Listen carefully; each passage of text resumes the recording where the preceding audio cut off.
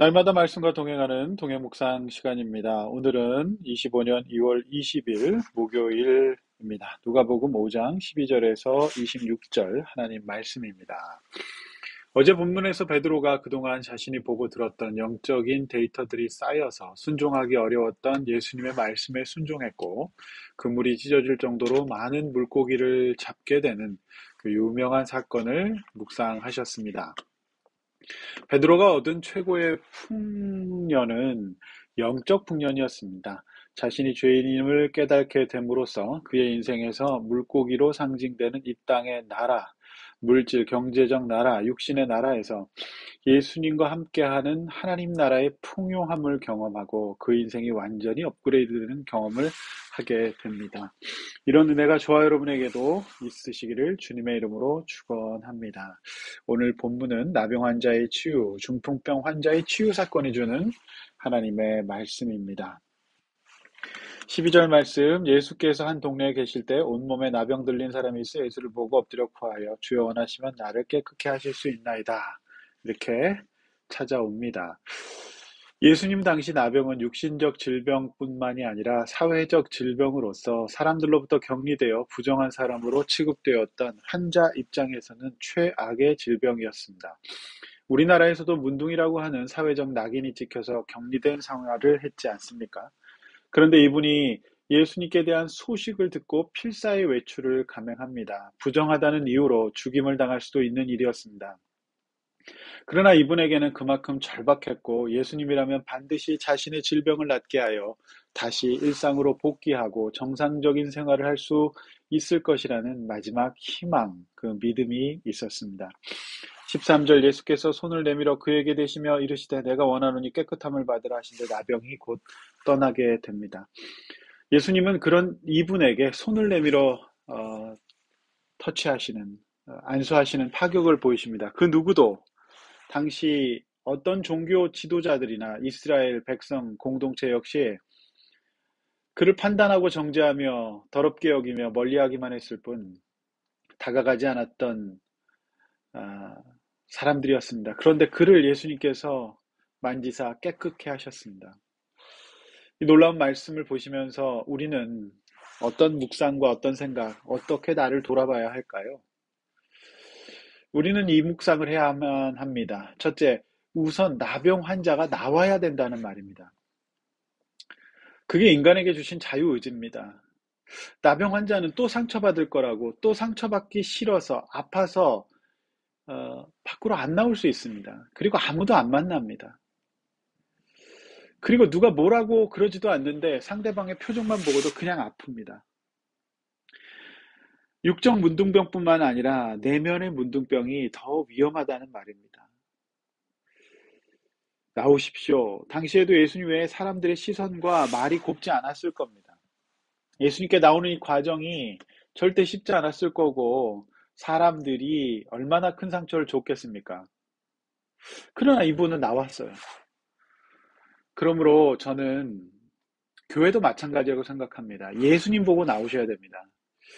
교회는 천국의 모형일 뿐 아직도 공사 중입니다. 아직도 성화 단계에 있습니다. 그래서 이 구성원의 수준이 다양해서 같은 나병에 걸려 있을 수도 있기 때문에 우리가 상처를 받거나 줄 수 있습니다.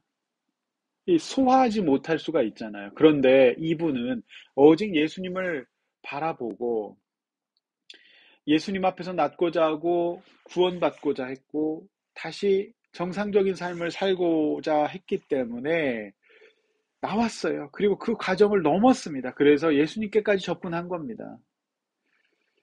예수님을 바라보지 않으면 우리가 세상 밖으로 나오는 거, 우리 교회 다니는 거, 이거 다 어려움일 수 있어요. 그러나 나와야 합니다. 그런데 오늘날 주님의 몸된 교회 예수님의 말씀과 성령이 함께 하심으로 오늘 본문의 나병 환자처럼 나오시는 분들의 치료가 일어날 겁니다. 예수님 바라보십시오. 둘째, 나와서 예수님 바라보시고 그분의 터치를 받으셔야 되죠. 말씀을 들어야 된다는 말입니다. 그러나 안타까운 것은 믿음을 가져야 되는데 예수님 바라봐야 되는데 마음에 나병 있는 분들은요. 예수님의 말씀과 영적인 공급에 집중하지 않아요. 영적으로 성숙한 사람들의 도움을 받으려고 하지 않고 오히려 전혀 고칠 힘도 능력도 더 나빠지게 할 수 있는 영적으로 미성숙한 사람에게 터치를 기대하는 모습 많이 볼 수 있습니다. 100% 실패합니다. 이것이 오늘날 이 땅의 지상 공동체 교회의 연약한 모습일 수 있어요. 그래서 여러분, 교회에서는 하나님 바라보시고 말씀을 들으십시오. 또 영적으로 성숙한 사람들의 도움을 받으십시오. 여러분들의 교회 공동체 생활 어떻습니까? 여러분 또 밖으로 나오고 있습니까? 아니면 나와서 우리는 어떤 영향을 미치고 있습니까? 하나님을 바라볼 수 있도록 말씀을 드러낼 수 있도록 이 이스라엘 공동체처럼 하지는 말아야 되겠죠. 이런 교훈이 있어요. 자, 14, 15절 치유받은 나병 환자에게 예수님은 그의 아픔을 잘 아심으로 당시 제도의 절차를 밟으라고 하십니다. 나음받았으면 당시 구약 제도인 제사장에게 보이고 예물을 드려 입증하고 제사를 드려 완전한 사회적 회복 절차를 거치라고 하는 것이죠. 15절 이 선문은 더욱더 퍼졌고 사람들이 몰립니다. 16절 예수는 물러가서 한적한 곳에서 이제 기도하시죠. 이 누가는 굉장히 이 부분을 강조하고 있습니다. 지속적으로 예수께서 한적한 곳에서 기도하셨다라고 하는 말씀이죠. 제가 지난 화요일 예수님이 병원 재벌이 되시기 위해 이 땅에 오지 않았다는 말씀 드렸습니다. 기억하십니까?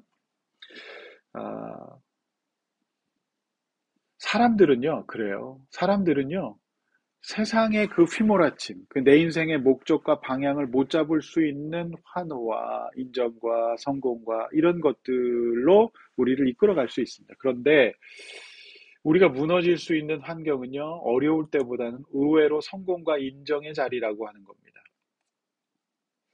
최근 어떤 아름답고 젊은 연예인 자매의 죽음 소식을 들었습니다.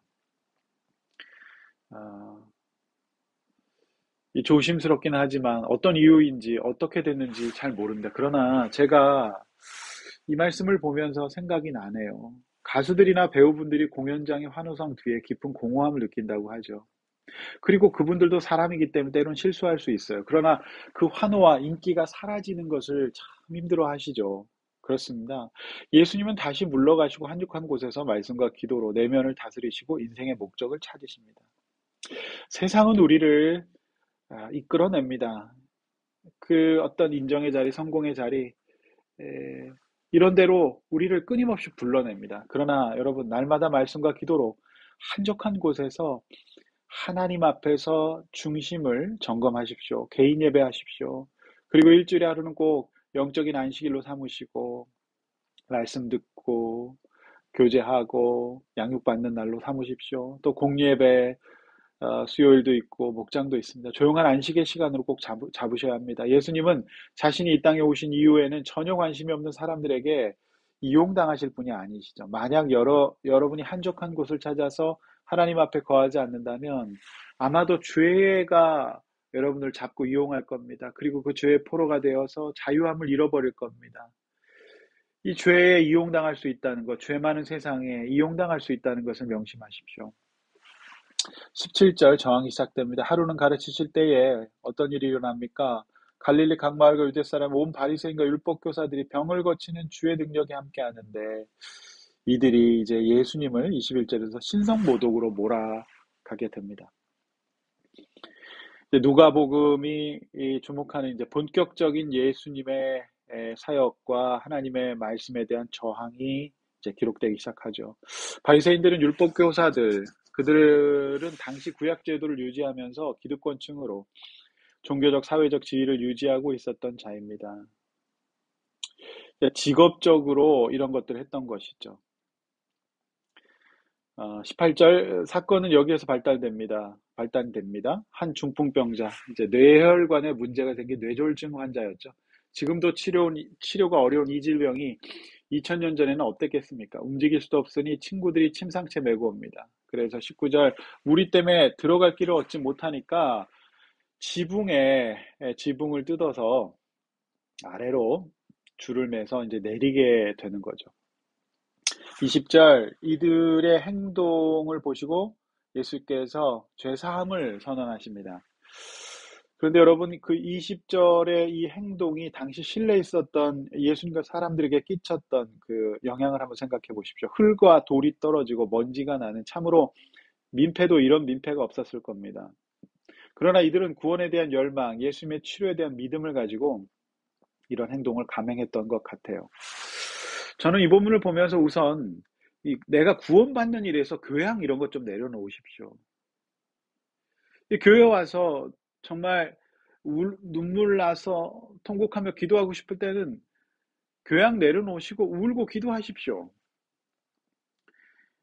그냥 교회에서 정말 힘들 때, 어려울 때 와서 기도하시고요. 또 기도 부탁하시고 또 신방을 요청하십시오. 괜찮습니다. 특별히 구원 문제에 있어서 임종 예배나 병상 세례 같은 일에 주저하지 마시고 목사의 도움 받으십시오. 그런데 여기서 중요한 말씀이 있습니다. 예수께서 몸이 나았다는 말씀을 하지 않으시고 뭐라고 하시죠? 여기에서 죄사함을 받았다. 이 말씀하십니다. 예수님께서 일으키신 치유의 목적이기 때문입니다. 육신은 치료받아도 언젠가 또 병들어 죽게 됩니다. 그러나 오늘 이 중풍병자의 치료는 죄사함이 없는 치료라면 굳이 예수님이 아니더라도 다른 용한 의사의 도움을 받을 수 있지 않습니까?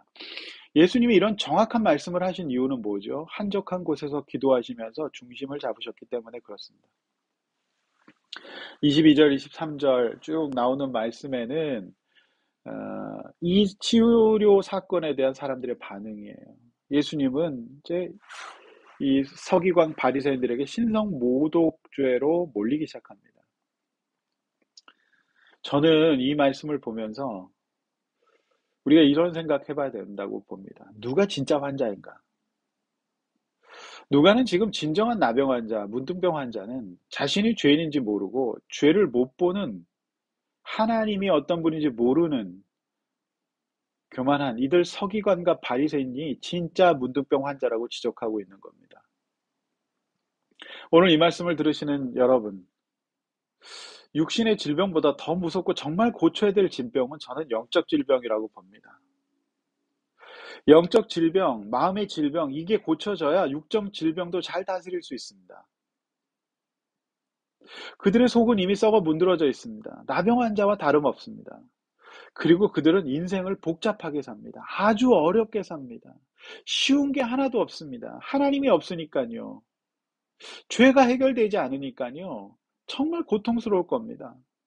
그리고 연기해야 되고요. 자연스럽지 않을 겁니다. 어떤 하나님께 영광도 못 돌립니다. 그러니까 오늘 23절에서 죄 사함을 받았느니라는 말과 일어나 걸어가라는 말이 어떤 것이 더 쉽겠느냐 이렇게 말씀하신 거죠. 걸어가는 것도 어렵고 죄사함 받는 것도 쉽지 않을 수 있습니다. 그런데 여러분, 예수님은 우리한테 먼저 죄사함 받으라고 말씀하세요. 우리의 내면 세계에 질서가 잡히고요. 하나님 앞에서 우리의 연약함들부터 해결돼야 이제 걸어갈 수 있다는 겁니다. 영적 회복, 내면의 회복. 이거 없이 서기관과 바리새인들 입장에서는 인생이 절대 쉽지 않습니다. 그냥 늘 두렵고 눈치 보일 겁니다. 여러분, 왜 이렇게 어렵게 사십니까? 쉬운 길이 있습니다. 그래서 오늘 제가 이 말씀의 제목이 인생을 쉽게 사는 방법. 뭐가 더 쉽겠습니까? 죄사함을 받으십시오. 하나님과의 관계를 회복하십시오. 날마다 여러분 하나님 말씀 앞에서 나를 돌아보십시오. 그래야 인생이 쉬워집니다. 내 인생은 왜 이렇게 어려운가라고 생각하십니까? 여러분, 예수님의 인생도 어려워질 뻔했어요. 오늘 이 16절에 말씀이 없었던 예수님은 정말 힘들고 고된 삶을 사실 수밖에 없었을 겁니다. 맨날 일하시다가. 그러나 예수님 그렇게 하지 않으셨습니다. 그래서 24절 인자가 땅에서 죄를 사하는 권세가 있다. 너희로 알게 하시리라. 그래서 이렇게 말씀하신 거예요. 예수님을 아셔야 됩니다. 그래야 하나님께 영광 돌릴 수 있어요.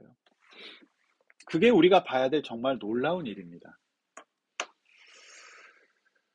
예수 믿고 내 안에 영적 문둥병을 내어 보이고 예수님의 말씀에 터치를 받아 깨끗게 됩시다. 그래야 인생이 쉬워집니다. 예수님을 모르고 관심도 없고 자신의 육신에만 관심 있는 자는 꽤나 어려운 인생, 속상한 인생, 썩어 문드러지는 인생을 살지도 모른다는 것이 오늘 말씀의 묵직한 도전인 것입니다. 기도하겠습니다. 하나님 아버지, 우리를 고쳐주시옵소서. 오늘 진짜 환자는 누군지 누가는 도전합니다. 바리새인과 서기관, 인생을 복잡하고 힘들고 강박적으로 살아가는 사람들, 자유함이 없는 사람들, 속이 썩어 문드러지는 사람들, 정말 어렵게 인생 사는 사람들 보고 나병 환자라고 말씀하십니다.